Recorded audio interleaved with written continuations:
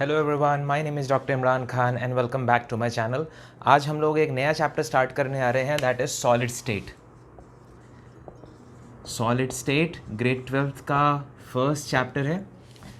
तो इसमें हमारा जो पहला टॉपिक है that is types of solid. तो दो टाइप के सॉलिड होते हैं, that is amorphous and second होता है क्रिस्टलाइन। तो इसकी जो मेजर डिफरेंसेस ये होते हैं कि क्रिस्टलाइन जो सॉलिड होता है वो ऑर्डरली अरेंज्ड होता है एंड अमॉर्फस जो सॉलिड होता है वो डिसऑर्डरली अरेंज्ड होता है। ऑलराइट, तो अगर मैं इसमें लिखूँ तो ये जल्दी से मैं थोड़ी सी चीज़ें एक्सप्लेन कर देता हूँ, बिकॉज इसमें जो मेन चीज़ है that is isotropy and isotropy हम लोग उस पर थोड़ा सा ज़्यादा फोकस करेंगे। ऑर्डरली अरेंज्ड एंड यहाँ पर डिसऑर्डर्ड, ज़्यादा मैं लंबी डेफिनेशंस नहीं लिखूंगा, डिसऑर्डर्ड, राइट। अच्छा, ये डिसऑर्डर्ड रहता है और ये ऑर्डर्ड रहता है, और इसमें जो मैं मेन टर्म जो यहाँ पर यूज़ करना चाहता था that was isotropy and isotropy. ये क्या होता है इस पर हम लोग थोड़ा ज़्यादा फोकस करेंगे, ठीक है। So amorphous solid show isotropy and crystalline solids show anisotropy. अब सबसे पहले ये जान लीजिए कि डेफिनेशन क्या होती है आइसोट्रोपी एंड एनाइसोट्रोपी की। तो आइसोट्रोपी की अगर मैं डेफिनेशन लिखने जाऊँ तो डेफिनेशन होता है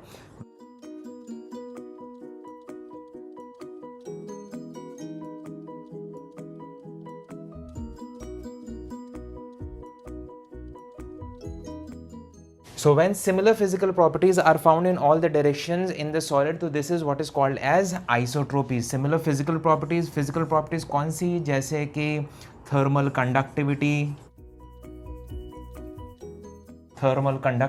इलेक्ट्रिकल कंडक्टिविटी, ये सब कुछ फिजिकल प्रॉपर्टीज़ हैं। तो जब सिमिलर फिजिकल प्रॉपर्टीज़ आपको सारे डायरेक्शंस में मिलते हैं तो उसको बोलते हैं आइसोट्रोपी। और एनाइसोट्रोपी का मतलब इसका जस्ट उल्टा हुआ, डिफरेंट प्रॉपर्टीज़ या जो प्रॉपर्टीज़ है उनकी वैल्यूज़ चेंज हो जाती हैं, ये ज़्यादा बेटर रहेगा।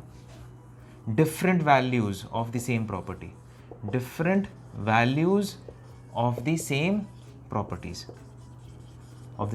Properties are observed in all the direction, ठीक है।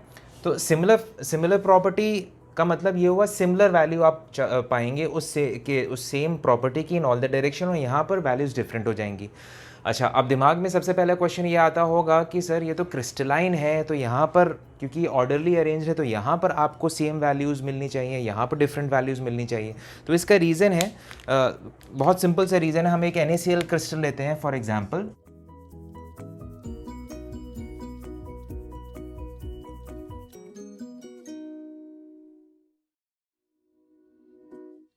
ऑलराइट। अब आप ये देख सकते हैं दिस इज़ ऑर्डरली अरेंज्ड, ठीक है। सेम टाइप के जब आपको आयंस मिलेंगे किसी डायरेक्शन में तो value of that property will not change, मगर जब आप डिफरेंट आयंस मिलने लगेंगे अलग अलग डायरेक्शन में तो value of that property will change. अब ज़रा देखिए, यहाँ पर अगर हम ऐसे डायगनली बढ़ रहे हैं तो Cl है, सब जगह Cl है, तो value will not change for that particular property. मगर जैसे ही आपने डायरेक्शन चेंज किया वैसे ही दूसरा आयन मिल गया, फिर आयन चेंज हो गया। तो जब आयन चेंज हो जाते हैं तो जो वैल्यू है ऑफ दैट पर्टिकुलर प्रॉपर्टी वो डिफर कर जाएगी, ठीक है। That is Y crystalline substances या क्रिस्टलाइन सॉलिड्स शो एनाइसोट्रोपी, क्योंकि वैल्यू यहाँ पर चेंज हो रही है। अमॉर्फस क्योंकि डिसऑर्डरली अरेंज्ड है तो probability of finding the same ion या same particle is more here as compared to there। तो यहाँ पर क्योंकि probability of finding the same ion या same atom is more, जिसके वजह से ये आइसोट्रोपी शो करते हैं और ये एनाइसोट्रोपी शो करते हैं, राइट। आई होप आपको समझ में आ गया होगा। क्विकली टेक अ स्क्रीनशॉट, हम लोग आगे बढ़ते हैं। नेक्स्ट आते हैं types of symmetry in crystals. तो यहाँ पर सेंटर ऑफ सिमेट्री होता है, एक्सिस ऑफ सिमेट्री होता है, प्लेन ऑफ सिमेट्री होता है। तो सबसे पहले हम लोग देखते हैं सेंटर ऑफ सिमेट्री। तो जैसे कि ये क्रिस्टल आप क्यूब हमेशा कंसिडर कर लिया करिएगा, तो ये जैसे है एक क्यूब, ऑलराइट। तो इसके सेंटर्स में अगर एक पॉइंट है that is equidistant from all the faces या ऑल दी साइड्स, तो this is what is called as centre of symmetry. So this is called as center of symmetry. नाम से पता चल रहा है सेंटर ऑफ सिमेट्री, तो ये हमेशा होती है 1, सेंटर ऑफ सिमेट्री किसी क्यूब में हमेशा होगी 1। फिर उसके बाद आते हैं हम लोग रेक्टेंगुलर प्लेन ऑफ सिमेट्री। अब जैसे कि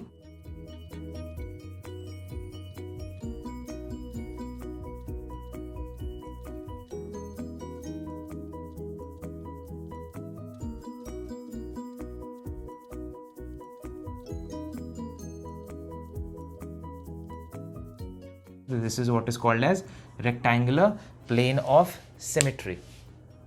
ठीक है, जैसे ये आपके पास, ये मेरे पास रूबिक क्यूब है, तो इसको अगर हमने ऐसे हाफ में कट कर दिया या ऐसे हाफ में कट कर दिया या ऐसे हाफ में कट कर दिया, तो this is what is called as rectangular plane of symmetry. तो यहाँ पर कितने रेक्टेंगुलर प्लेन ऑफ सिमेट्री हमें मिलेंगे? 3। देखिए, ऐसे, फिर ऐसे एंड ऐसे, राइट। तो तीनों परपेंडिकुलर प्लेन से अगर हम कट कर देंगे तो we get 3 rectangular plane of symmetry.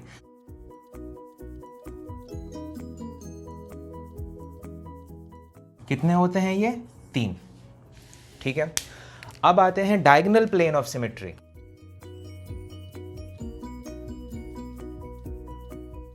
अब डायगोनल प्लेन ऑफ सिमेट्री में थ्रू द डायगोनल होगा। ये देखिए diagonal,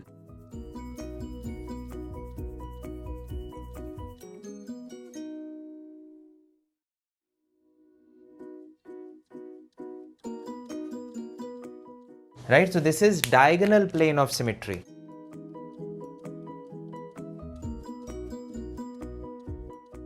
This is diagonal plane of symmetry. इसने क्यूब को डायगोनली कट कर दिया, राइट, एजेस से। एजेस ऑपोजिट, जो ऑपोजिट एजेस हैं, जैसे ये आप देख सकते हैं, तो ये यहाँ से, आप जैसे यहाँ से देखिए, यहाँ से प्लेन गया और यहाँ से निकला, राइट। तो यहाँ से प्लेन गया और यहाँ से निकला, तो this is what is called as diagonal plane of symmetry. यहाँ से गया और यहाँ से निकला, तो this is diagonal plane of symmetry. अच्छा, अब आप देख सकते हैं कि ऑपोजिट, जो डायगोनली ऑपोजिट जो एजेस हैं, उनमें ये प्लेन ऑफ सिमेट्री है। तो आपके पास, आप देख सकते हैं that there are 12 edges, 12 edges होंगे तो 6 डायगोनल प्लेन ऑफ सिमेट्री आपको मिलेंगे। ठीक है, तो 6 हैं इसके नंबर। ऑलराइट, अब हम लोग आते हैं एक्सिस ऑफ सिमेट्री। तो पहला है, ऑलराइट, तो यहां से एंटर करेगा एक्सिस ऑफ सिमेट्री। दरअसल मैं अभी आपको बताता हूं कि होता क्या है, और यहां से निकलेगा। तो यहां से this is an imaginary line, this is an imaginary line, right, जो कि ऑपोजिट फेसेस को इक्वली कट करेगा। सो this is an imaginary line, ये ऑपोजिट फेसेस को इक्वली कट करेगा। मतलब कि जैसे ये आपके पास क्यूब है, तो यहाँ से लाइन गया, ये सेंटर से लाइन गया और यहाँ से निकल गया। ऑलराइट, अच्छा, अब दरअसल ये इनको बोला जाता है 4 fold axis of symmetry, 3 fold axis of symmetry, फिर 4 फोल्ड एक्सिस ऑफ सिमेट्री। वो इसलिए बोला जाता है, सो ये जो आप देख रहे हैं ना, ये दरअसल है 4 fold axis of symmetry, axis of 4 fold.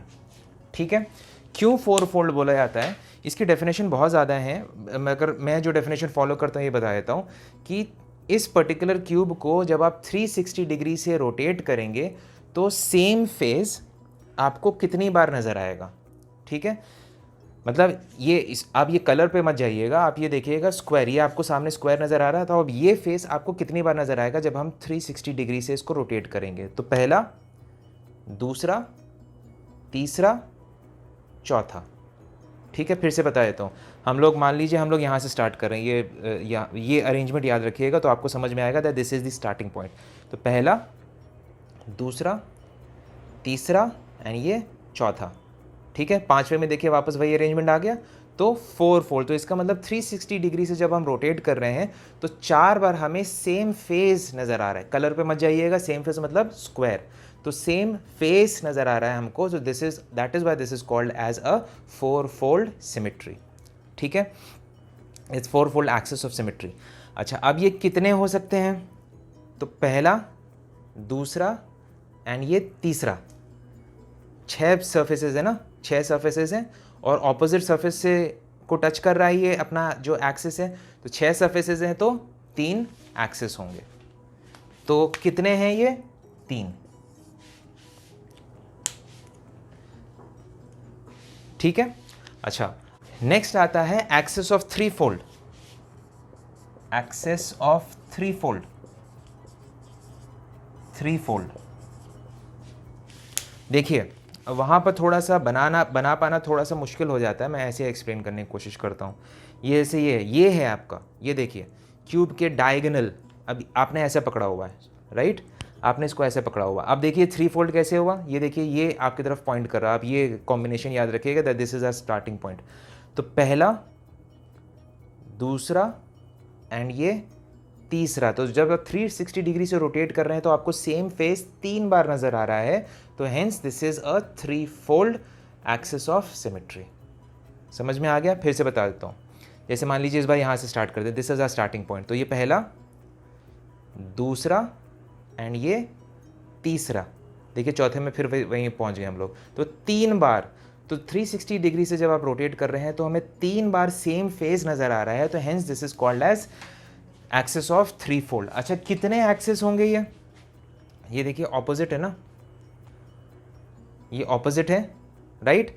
8 corners हैं ये, एंड हमने ऑपोजिट कॉर्नर्स से एक्सेस को हम निकाल रहे हैं। तो 8 कॉर्नर्स हैं, तो 2 ऑपोजिट कॉर्नर से निकाल रहे हैं, इसका मतलब हमारे पास 4 टाइप की सिमेट्रीज होंगे इसकी। ठीक है, मैं थोड़ा सा अगर फोटो बनाने की कोशिश करूं,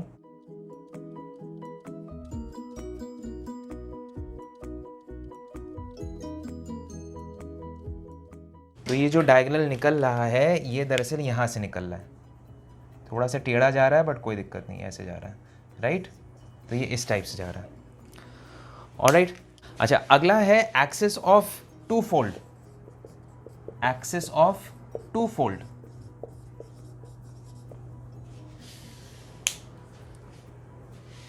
ठीक है, एक्सेस ऑफ टू फोल्ड। अब ये एक्सेस ऑफ टू फोल्ड कैसे बन रहा है, ये देखिए ऑपोजिट एजेस, ये देखिए ऑपोजिट एजेस, ऑपोजिट एजेस से ये जो आपका एक्सेस है ऑपोजिट एजेस से जा रहा है। पिछला वाला था वो कॉर्नर से जा रहा था, ये जो है ये ऑपोजिट एजेस से जाएगा, alright. This is opposite edges से जा रहा है। तो आप देखिए कितनी बार सेम फेस रिपीट होगा, इसको याद रखिए, this is your starting point. तो दिस इज 1, नहीं आया, 2, राइट, नहीं आया। तो इसका मतलब 360 डिग्री से रोटेट किया तो आपको सेम फेस ट्वाइस नजर आ रहा है। So hence that is why it is called as axes of two fold. कितने हैं ये, कितने एक्सेस हैं एक्सेस ऑफ टू फोल्ड के? देखिए ऑपोजिट एजेस को पकड़ा है ना, 12 एजेस हैं, इसका मतलब 6 एक्सेस होंगे इसमें, तो इसका क्वांटिटी होगी 6, ऑलराइट। इसको भी ज़रा अगर बनाने की कोशिश करूँ,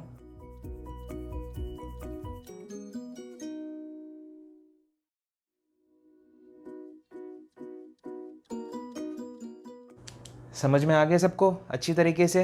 अच्छा फिर एक टर्म यहाँ पर आता है total number of symmetry elements.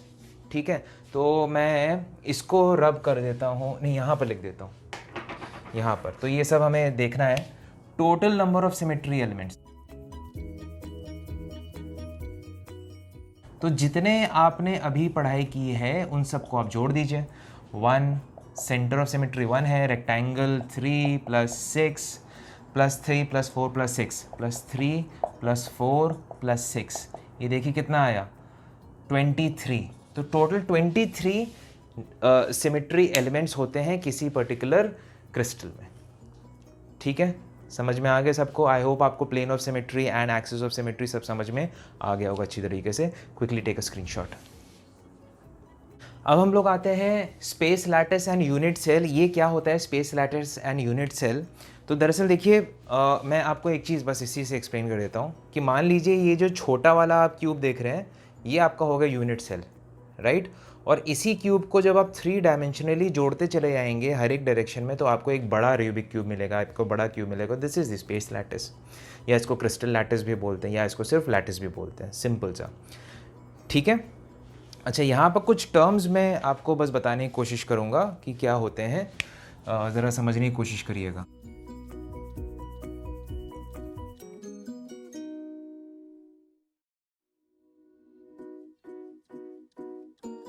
Alright, देखिए जो सिस्टम में या जब एटम्स अरेंज्ड होते हैं तो बड़े बड़े एटम्स होते हैं, इनके बीच में ऐसे बॉन्ड नहीं होता, ये तो बस रिप्रेजेंटेशन है। तो दरअसल ये बड़े बड़े एटम्स होते हैं, यहाँ पर बड़े बड़े एटम्स होते हैं।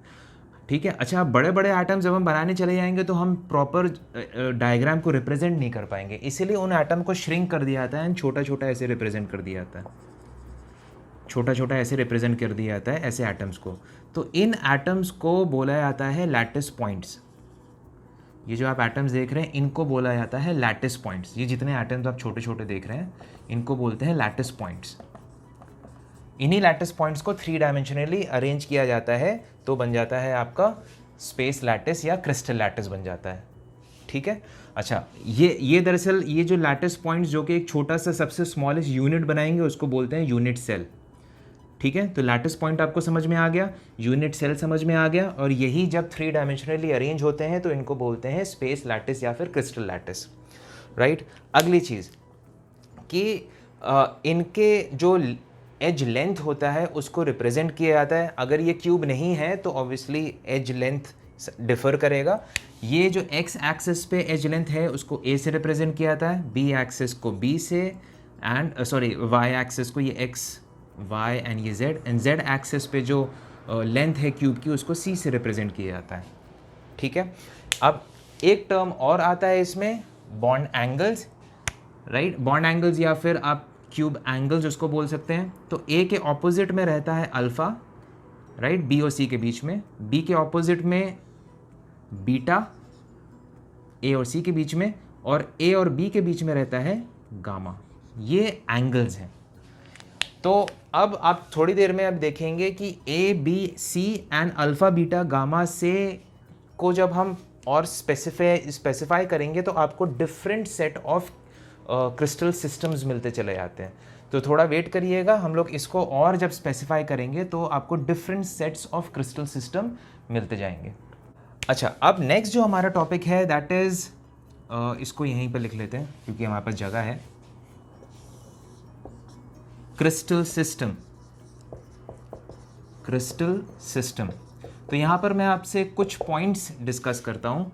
सबसे पहला कि ये theoretically it has been proven कि 32 सिमेट्री एलिमेंट्स होते हैं। 32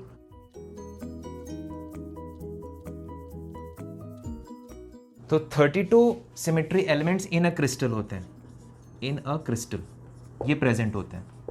ठीक है, this had been theoretically proven. Alright, ये 32 जो सिमेट्री एलिमेंट्स होते हैं, ये एलिमेंट्स ऑफ सिमेट्री होते हैं, ये कंबाइन किए जाते हैं इनटू 7 प्रिमिटिव और बेसिक यूनिट्स में। तो ये जितने 7 प्रिमिटिव तो जितने ये 32 एलिमेंट्स ऑफ सिमेट्री हैं इन ए क्रिस्टल, इनको कंबाइन किया गया है इनटू 7 प्रिमिटिव और बेसिक यूनिट सेल्स हैं यहाँ पर, यूनिट सेल्स। ठीक है। सो तीसरा पॉइंट ये बताना चाह रहा हूँ कि अपने जो ब्रावेस भाई हैं तो उन्होंने 14 डिफरेंट अरेंजमेंट सेट आइडेंटिफाई किए थे of the lattice points.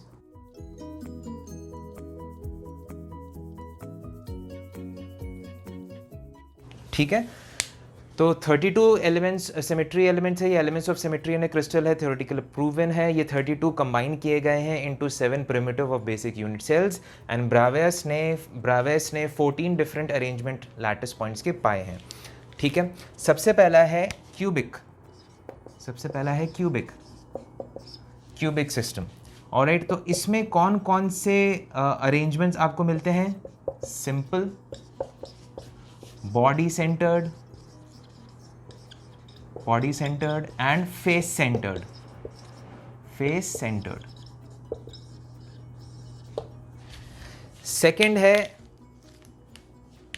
Second है ऑर्थोरोम्बिक।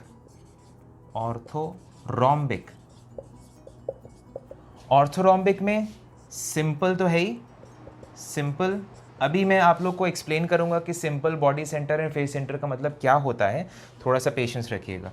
सिंपल बॉडी सेंटर में पूरा नहीं लिख रहा, फेस सेंटर, और एक नया आ जाता है एज सेंटर। तो दिस इज ऑर्थोरोम्बिक। फिर आता है tetragonal and monoclinic. Third, third tetragonal, tetragonal, tetragonal में simple and body centre, and monoclinic में, यहाँ पर फोर्थ लिख देते हैं क्योंकि जगह नहीं है सभी अकोमोडेट करने, मोनोक्लिनिक में simple and edge centre, right. फिर उसके बाद बचा हमारा ट्राइक्लिनिक, ये एज इट इज रहेंगे ट्राइक्लिनिक। फिर सिक्स्थ है रोम्बोहीड्रल, रोम्बोहीड्रल, एंड सेवेंथ है हेक्सागोनल, हेक्सागोनल। ठीक है, तो देखिए 1 2 3, ऑर्थोरोम्बिक में 4 हैं तो हो गए 7, टेट्रागोनल में 2 हैं तो हो गए 9, मोनोक्लिनिक में 2 हैं हो गए 11, एंड 11 एंड 3 दैट इज 14। ठीक है, तो 14 different arrangement of lattice points ये आपने चेक कर लिया अभी। ठीक है, जल्दी से इसका स्क्रीनशॉट ले लीजिए, फिर हम लोग क्रिस्टल सिस्टम्स करते हैं। ये जो 7 प्रिमिटिव यूनिट सेल्स हैं, मतलब बल्कि ये क्यूबिक ऑर्थोरोम्बिक वही चीज़ है, क्यूबिक ऑर्थोरोम्बिक टेट्रागोनल मोनोक्लिनिक, इसका अरेंजमेंट हम लोग चेक करते हैं या इनका रिलेशन चेक करते हैं with A B and C and alpha beta gamma के हिसाब से। Quickly take a screenshot. अब हम लोग देखते हैं टाइप्स ऑफ क्रिस्टल सिस्टम। ये मैंने पहले से लिख दिया बिकॉज लिखता मैं साथ में तो बहुत टाइम लग जाता। मैं आपको थोड़ा सा इसमें हिंट दूंगा कि आप कैसे इसको रिमेंबर कर सकते हैं। देखिए क्यूबिक सबको जानते हैं, सारे जो एज लेंथ होता है वो सब सेम होता है एंड सारे बॉन्ड एंगल्स होते हैं वो 90 डिग्री होते हैं, तो this is very orderly arranged. Orthorhombic होता है सारे एजेस डिफरेंट लेंथ के हैं मगर सारे बॉन्ड एंगल्स 90 डिग्री। अगर आपने मैच बॉक्स देखा हो तो match box is the best example. Match box, math box लिख रहे हैं, match box is the best example of an orthorhombic crystal system. अब आते हैं टेट्रागोनल। टेट्रागोनल में 2 एज लेंथ बराबर हैं, एक डिफरेंट है एंड सारे बॉन्ड एंगल्स 90 डिग्री। तो अगर आप थोड़ा सा कॉमन सेंस लगाएं तो वो पहले जो ऑयल के कंटेनर्स नहीं होते थे, टीन के डब्बे जो होते थे ऑयल वाले कंटेनर्स, तो वो that is the best example. तो ये ऑयल कंटेनर या टीन का डब्बा, आप वैसे भी उसको याद कर सकते हैं। ठीक है, अब मोनोक्लिनिक आई है। मोनोक्लिनिक में देखिए ये मैच बॉक्स से बहुत ज़्यादा सिमिलर है, बट मैच बॉक्स को थोड़ा सा जब आप प्रेशर लगा के टेढ़ा कर दीजिए तो आपको ये मिलेगा। देखिए मैच बॉक्स ऐसा है कि नहीं, मगर यहाँ पर चेंज आ रहा है, इसका मतलब मैच बॉक्स को थोड़ा सा टेढ़ा कर दिया गया, उसको प्रेशर लगा के थोड़ा सा उसका स्ट्रक्चर को बिगाड़ दिया गया तो आपको ये मिला। तो यहाँ पर लिख देते हैं डिस्टॉर्टेड मैच बॉक्स, तो आप इसको ऐसे याद कर सकते हैं, distorted match box. Triclinic is the most disordered, देखिए कुछ भी बराबर नहीं है तो डिसऑर्डर्ड, मोस्ट डिसऑर्डर्ड, थोड़ा छोटा लिख रहा हूँ ये समझ आएगा। हेक्सागोनल ऑब्वियसली हेक्सागन बन रहा है उसमें, तो इसमें तो कोई दिक्कत नहीं है। रोम्बोहीड्रल नाम से पता चल रहा है, रोम्बस है, रोम्बस ये यहाँ पर ऐसे रहेगा, रोम्बस है, रोम्बस को आप थोड़ा टेढ़ा कर दीजिए फोर्स लगा के तो वो सारे उसके जो एंगल्स हैं वो इक्वल टू 90 डिग्री नहीं होंगे मगर सारे बॉन्ड एंगल्स तो बॉन्ड एज लेंथ तो बराबर होते हैं, तो ये डिस्टॉर्टेड रोम्बस हो गया, डिस्टॉर्टेड रोम्बस। ठीक है, तो ये जो मैंने हिंट्स लिखी हैं आप इन हिंट्स को यूज़ कर सकते हैं to memorise this.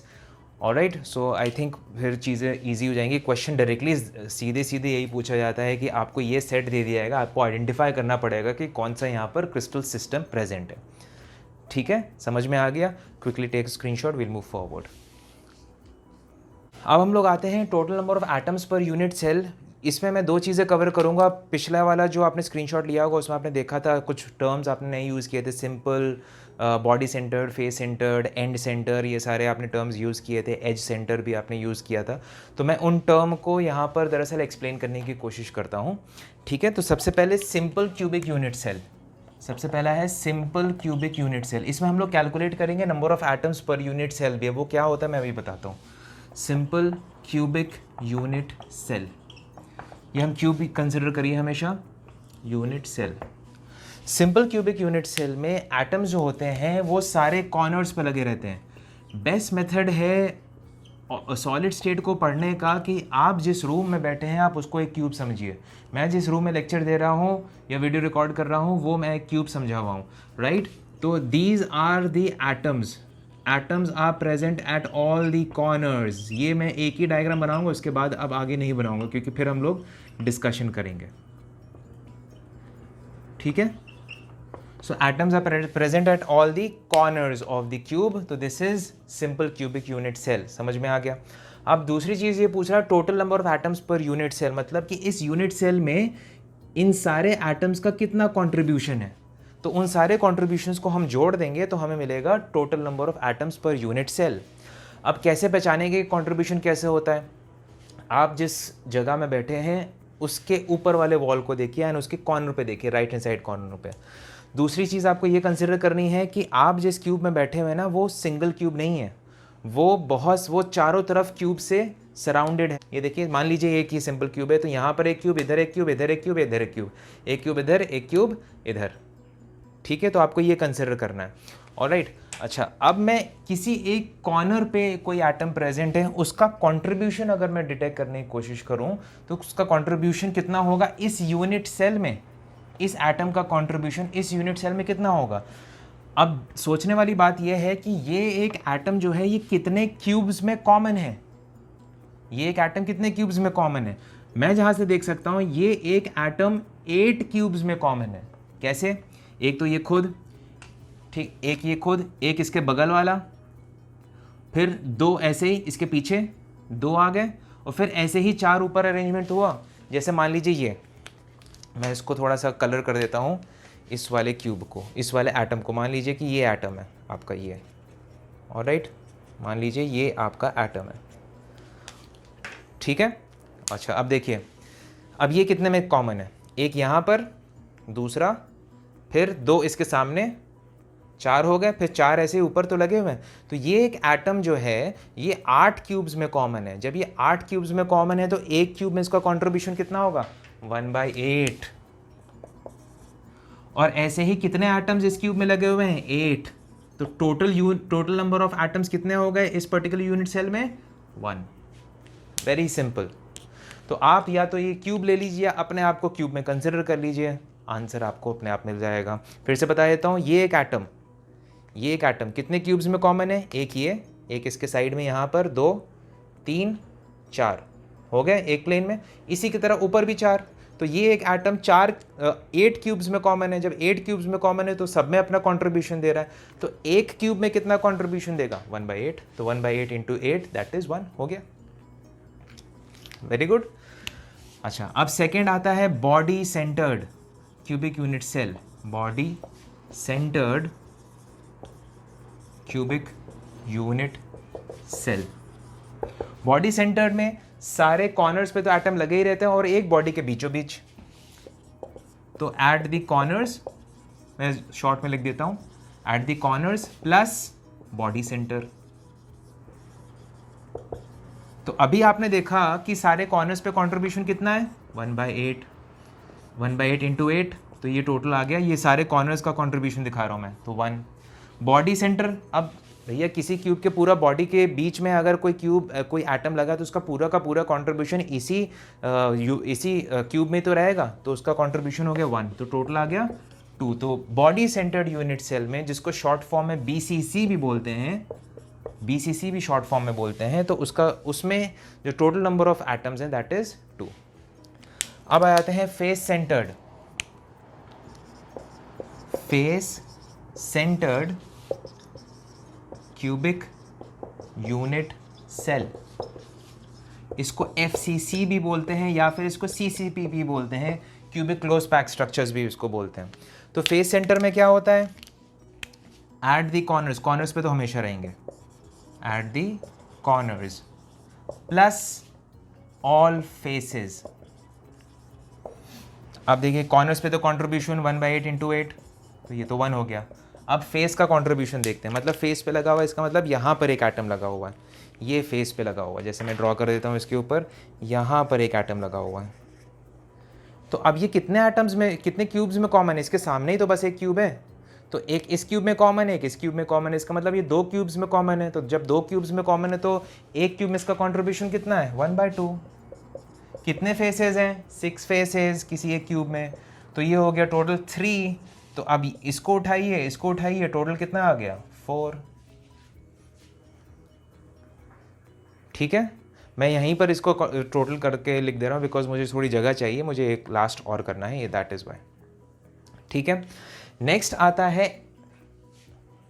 As centre cubic unit cell.